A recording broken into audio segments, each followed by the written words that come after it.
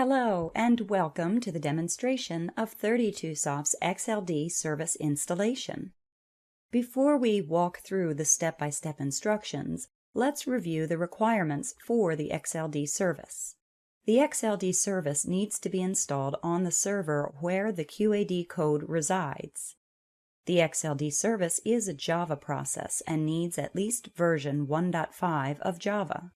Either the JRE Java Runtime Environment or JDK Java Development Kit versions will work fine. Linux systems usually have the latest Java installed. To determine which Java version is installed, you can run java-version. As we can see here, we have Java 1.7 installed on this server. And you can run Where is Java to find where Java binary is installed. Usually on Linux, Java is linked under user bin, as we can see here. If we do a listing of user bin Java, we can see that Java is linked to etc alternatives Java. Then if we do a listing of etc alternatives Java, we can see that Java is actually installed in the user lib jvm java 7 openjdk-amd64 folder. If needed, you can download and install the latest Java from the official site, www.java.com.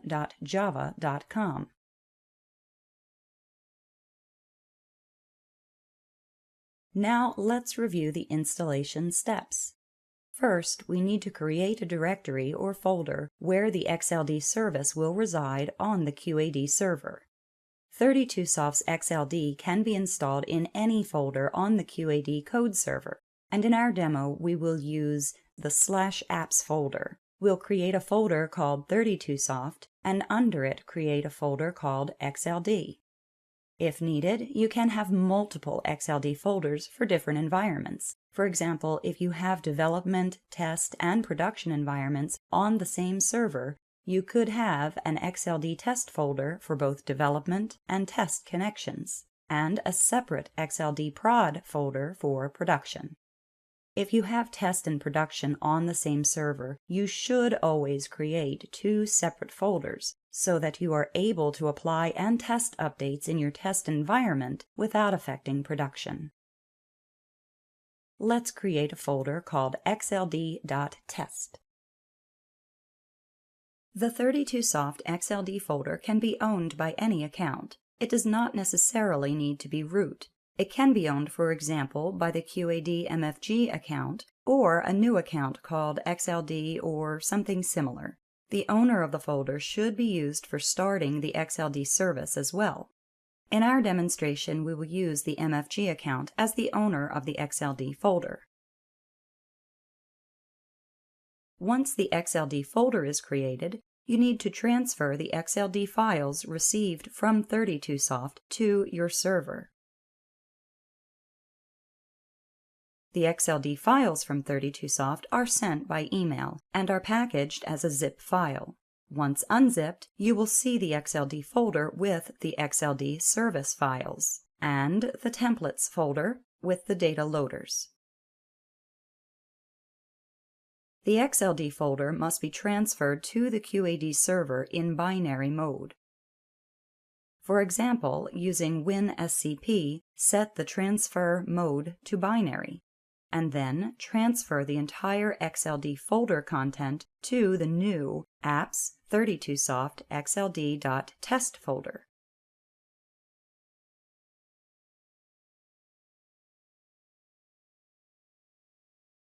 Next is step 3, set permissions for the XLD files. First, we need to connect to the server as the owner of the 32Soft XLD folder. Go to the XLD folder and run the following commands. chmod 644 ***, chmod 644 xrc/* chmod 755 code xrc, and chmod 744 comp jserve. Let's do a listing. Okay.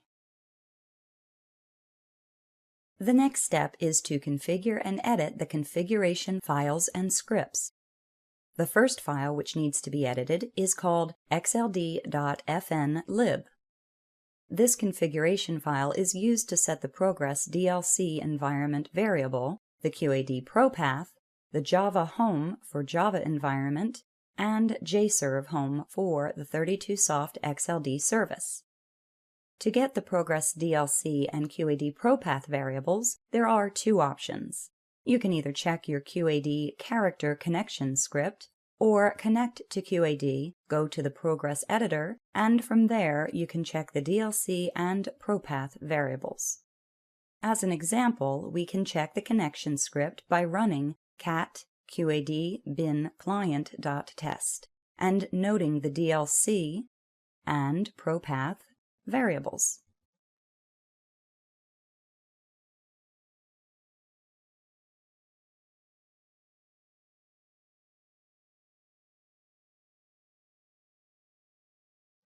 Or we can connect to QAD,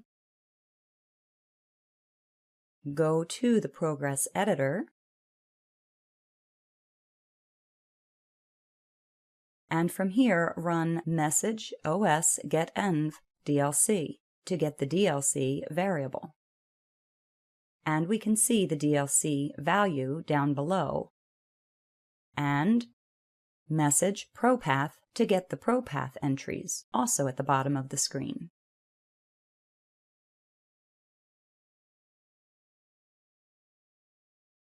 Let's edit the XLD fnlib file. Here, we need to set the DLC as reported by the first command, disregarding the DLC variable, and set the ProPath to what was reported by the second command.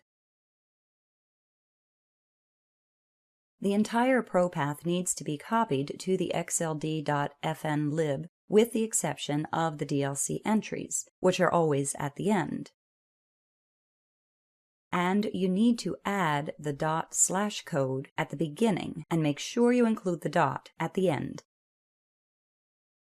If you have any third-party add-ons or customizations which are not needed for the XLD loaders to function properly, you should remove them from ProPath. Set Java Home to point to your Java installation directory, and jserve home to the 32soft XLD folder, like apps 32soft xld.test in our example here. Then save and exit. The next file we need to edit is the parameter file.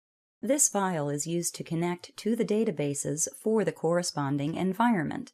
You could have one PF file for development and one for test, for example. Let's edit a parameter file called test.pf and edit the databases needed.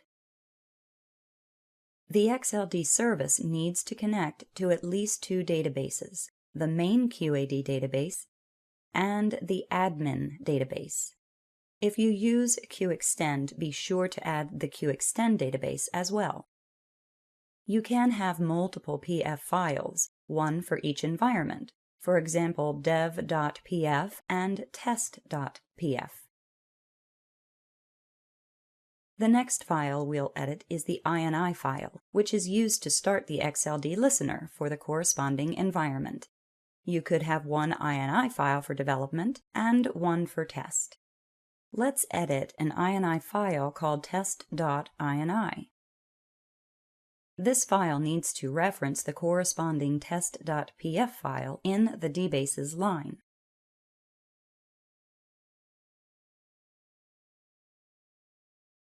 You also need to set debug to false and change the port if needed. Every environment should run on separate ports if they are on the same server, so you need one port for development and another port for test. Set debug to true only when debugging and running interactively to see any error messages on the screen. We recommend a separate INI file for debugging purposes. For example, have a testdbg.ini with debug equal to true and a different port. If you use different languages other than English, make sure to add your code page parameters to the client line, similar to what you have in your QAD client connection script. For example, for Chinese, you might have -CPR code in GB2312, -CP stream GB2312, -CP internal GB2312, -CP call basic in your QAD client connection script. Enter exactly what you use for connection to QAD in the client line. Once this file is edited, let's exit and save.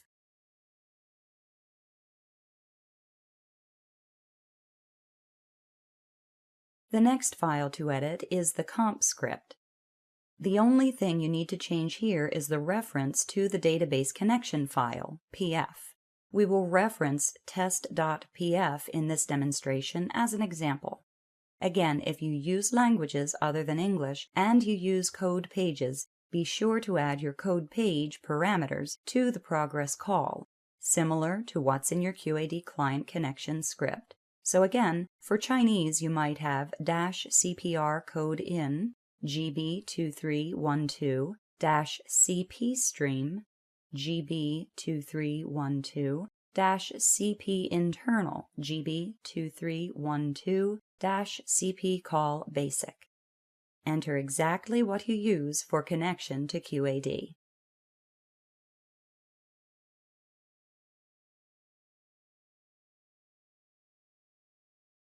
The next file you need to edit is the JServe script, but only if you use code pages for different languages. Otherwise, this does not require changes. The default is ISO 8859-1 code page. If you do use code pages, they must be specified. So, update JServe script and edit option, -d file encoding with your code page to the Java call. For example, you could have -d file encoding equals GB2312 for Chinese. After all these are configured, you can run comp script to compile the programs. This should open a progress editor with a comp.p program in it, connected to the database specified in the PF file, for example, our test databases. The comp.p program you receive from 32soft already contains commands to compile all the necessary files for a first-time installation. You need to update the comp.p program to set the ProPath line at the top with your QAD source code. If you have a QAD service pack installed, its source code folder should be referenced before the QAD standard, as in this example. So we can have ProPath equals ./xrc plus ProPath plus comma apps QAD EB21 cust src for your custom source, apps QAD EB21 SP5 XRC for the patch, and apps QAD EB21 XRC for standard QAD. Your custom and any other third-party add-ons source code should be included only if they are necessary for the 32soft XLD loaders to function properly. Now we can just press F1 and compile all the programs.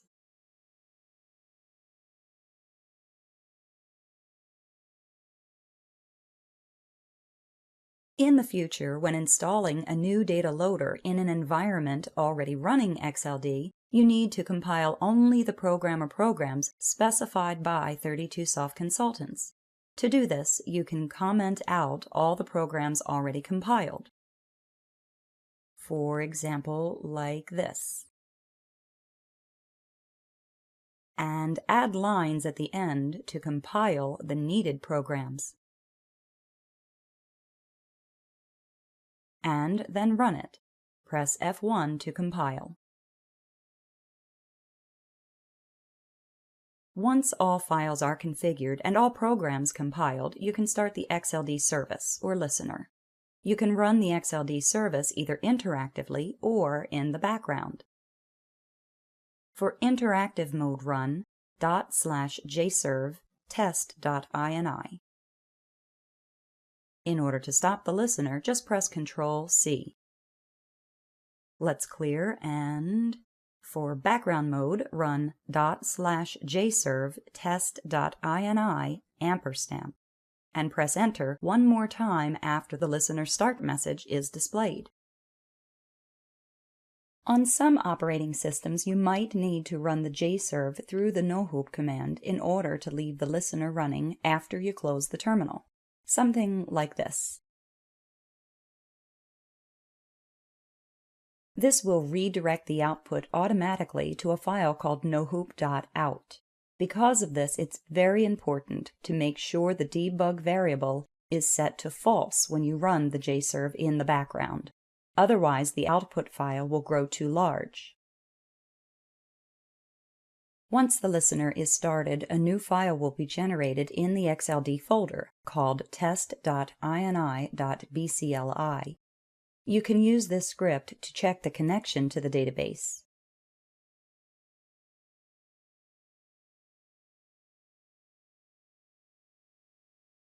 You should see, as displayed here, the login is tried and it fails. If no other errors are returned, then the files are set up properly. Also, we recommend that the jserv be run automatically at server boot time. There are many ways to do this. The simplest for a Unix-based system would be to add a line at the end of the /etc/rc.local script to start the service. For example, we could have su-mfg-c apps32soft xld.test jserv test.ini with the output redirected to /apps32soft xld.test test.out error redirected and ampersand in order to start the listener as MFG.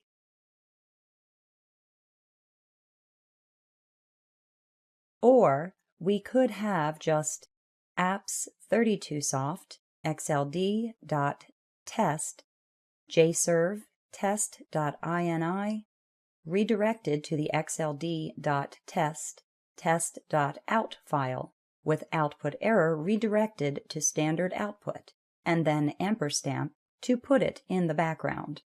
This is to start the listener as root. To verify the XLD service is running, you can run the following command, connected as the account used to start the service. netstat-nap grep, and we need the grep for the port used by the XLD service, so grep 10013 in our case. And we can see the Java process, 13469. This command returns the Java process listening on the port. To stop the XLD service, you can use the kill command specifying the Java process ID to be killed. Normally, though, the XLD service should not be stopped. When idle, it has no database connections, and it uses very little memory and CPU time. The next step is to set up the data loaders. The data loaders are found in the templates folder from the XLD archive. Each data loader needs to be opened and updated with the specific database connection information. Open the loader and allow macros to run. All 32soft data loaders use macros, so they need to be enabled. If you don't receive the notification about allowing macros to run and they are not enabled, then you need to open Excel and go to Options, then Trust Center, then click the Settings, and check the macro settings. Make sure the second option, Disable all macros with notification, is checked. Once this is changed, exit Excel and reopen the spreadsheet. Next, click the Setup button. In the Setup window, click on the Maintain button and enter the password 32soft, all uppercase. A new worksheet called DB will open. Here you can specify the DB name, such as test, server IP or name, and the port, which should match the one from the INI file used to start the listener. You can have one entry for each environment. So you can have one for test, one for development, one for production, etc. Once done, click on Save and Close. Now we can test our data loader template. Let's click the Setup button and select the test connection. Then we'll enter a parent item, and we'll click Download to download the product structure. Enter QAD user ID and password, and we can now see the product structure for this parent item. We can change the quantity per and click Upload to load the data back to QAD. We see it loaded successfully, so we know everything is set up correctly. Now you are on your way to a more productive QAD experience with data loaders. Thank you for your interest. If you have any questions or need additional help, please do not hesitate to contact us. Contact@32soft.com.